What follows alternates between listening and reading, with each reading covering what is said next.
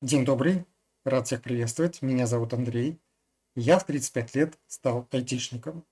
Сейчас мне уже почти 36, и уже почти год, как я работаю DevOps-инженером в IT-компании. Если вы смотрите это видео, значит, возможно, вам эта тема интересна. Возможно, вы сами подумываете о том, чтобы сменить профессию.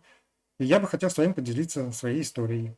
Вообще, изначально я не хотел записывать такое видео, просто потому что эта тема и так очень популярна, и как не откроешь YouTube, в рекомендациях вечных подобные ролики попадаются. Как я за год стал айтишником, как я за полгода стал айтишником, как я за 3 месяца стал айтишником, и даже э, такие ролики встречаются, как я за месяц с абсолютного нуля стал айтишником, что, конечно, верится с трудом, потому что у меня этот переход занял 2 года. Но все-таки я решил поделиться своей историей, потому что мне абсолютно не нравится то, что происходит сейчас вокруг этой сферы. Происходит следующее. Очень много онлайн-школ ведут очень агрессивный маркетинг, рекламируют различные онлайн-курсы. Такая реклама есть чуть ли не у каждого блогера, раздается чуть ли не из каждого утюга. И из-за этого создается ложное впечатление, что стать айтишником – это очень просто. Просто купи курс, просто пройди его и все. Считай, что работодатели выстраиваются в очередь, чтобы нанять тебя на работу. Конечно же, это неправда.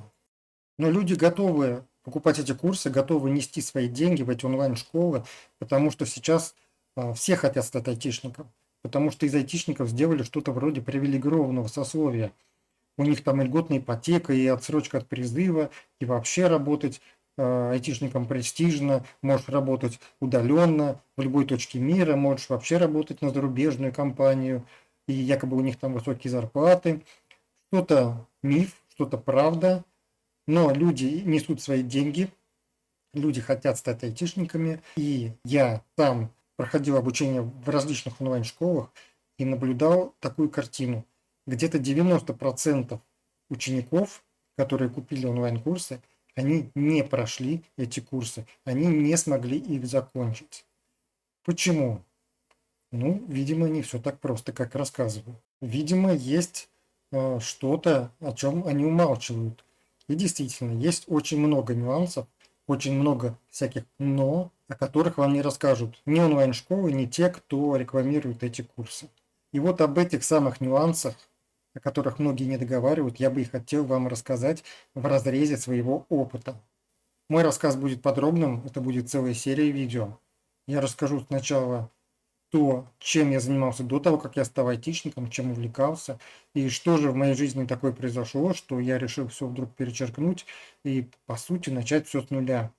И пошел учиться на IT. И почему я, собственно, выбрал именно IT-направление. Расскажу про то, как я учился, про первый свой год обучения на бэкэнд-разработчика. Расскажу про первый неудачный опыт работы, про то, как я устроился в одну очень интересную IT-компанию. Расскажу про то, как я продолжил обучение уже на другую профессию DevOps-инженера. И про то, как я устроился уже в нормальную IT-компанию, на мою работу, где я работаю и по сей день DevOps-инженером в IT, нормальной IT-компании. Ну, а также будет еще несколько роликов на эту же тему, где я буду делиться советами, рекомендациями. Может быть, это будет мотивирующие, а то и даже демотивирующие ролики. Чем еще уникальна моя история? Ну, наверное, тем, что я отношусь к той категории граждан, которые называют люди с ограниченными возможностями здоровья. У меня спинальная мышечная амиотрофия, и я всю жизнь занимаюсь тем, что преодолеваю трудности и преодолеваю успешно. Так что, возможно, мой рассказ как-то замотивирует вас на преодоление себя. Может быть, наоборот, демотивирует, потому что, возможно, послушав мою историю, вы скажете: ой, да ну нафиг мне это нужно.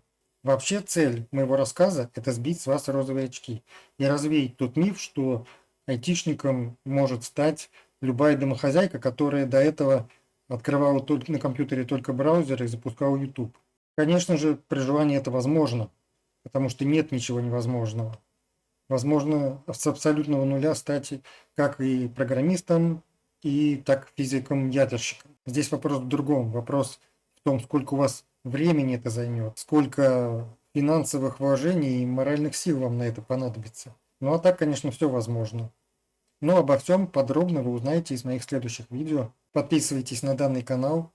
Здесь периодически будут выходить интересные истории из моей жизни, из жизни человека, который вошел в IT после 30. До встречи.